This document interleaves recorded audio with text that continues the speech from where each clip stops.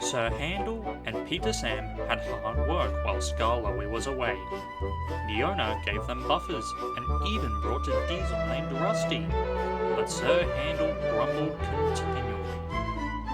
One day, Gordon saw him shunting and laughed. "My controller makes me shunt," Sir Handel said sheepishly, "and take trucks to quarries too. I'm highly sprung and I suffer dreadfully." "Our controllers don't understand our feelings," sympathized Gordon. "Now, if you were ill," he winked, "you couldn't go, could you?" "Good idea," said Sir Handel. "I'll try it." "Oh, I don't feel well," he groaned next morning. There wasn't time to examine him then, so some of the trucks were coupled behind Peter Sam's coaches, and Rusty promised to follow with the rest. Sniggered Sir Handel, but no one noticed. They were all too busy. Peter Sam didn't mind the extra work. He left his coaches at the top station and trundled cheerfully through the woods. Trucks chatted behind him in an agitated way, but he paid no attention. Although, it might have been better if he had.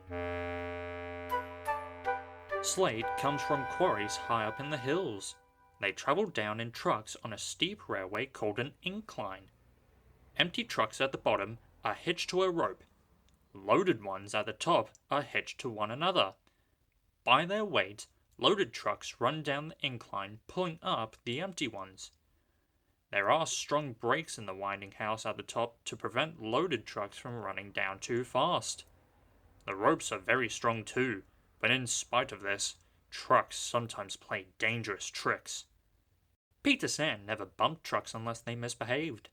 Sir Handel bumped them even if they were good, so they didn't like him, and played tricks whenever they could. Peter Sam pushed the empty trucks to a siding where his fireman hitched them to the rope. Then, on another siding, he pulled back some loaded trucks.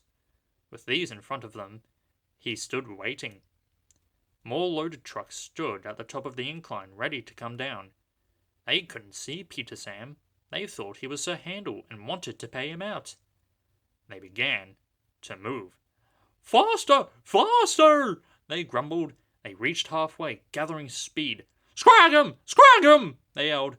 "No, no!" wailed the empty trucks. "It's Peter Sam! It's Peter Sam!" But it was no use.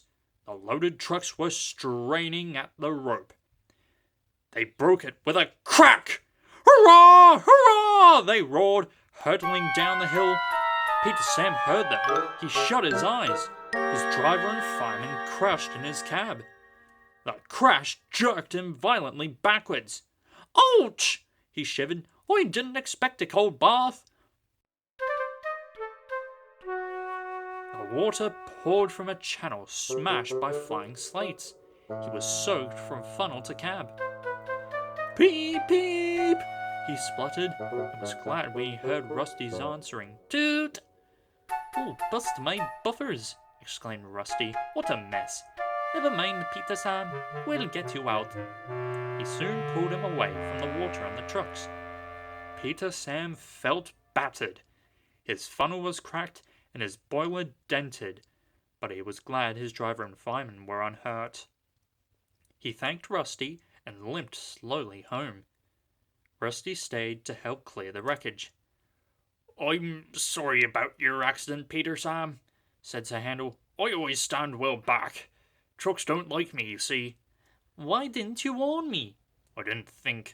"You never do," said a stern voice. "You can start now while you are doing Peter Sam's work as well as your own.